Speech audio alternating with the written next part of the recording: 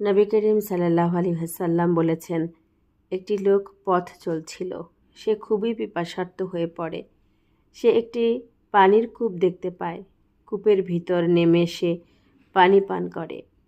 বাইরে বেরিয়ে সে দেখে যে একটি কুকুর পিপাসায় কাতর হয়ে জিহ্বা বের করে লবণাক্ত মাটি চাটতে রয়েছে। লোকটি মনে মনে বলল, আমি যেমন পিপাসার্ত হয়েছিলাম, তেমনি কুকুরটিও ভীষণ পিপাসার্ত হয়েছে। অতঃপর সে কূপে নেমে পড়ল এবং স্বীয় মোজাটি পানিতে ভিজিয়ে নিয়ে বেরিয়ে আসলো এবং কুকুরটিকে পানি পান করালো। আল্লাহ তার এই কাজটি কবুল করলেন এবং তাকে ক্ষমা করে দিলেন। এই কথা শুনে সাহাবীগণ জিজ্ঞেস করলেন, হে আল্লাহর রাসূল, জীবজন্তুর জন্য কি আমরা পুণ্য ও প্রতিদান লাভ করব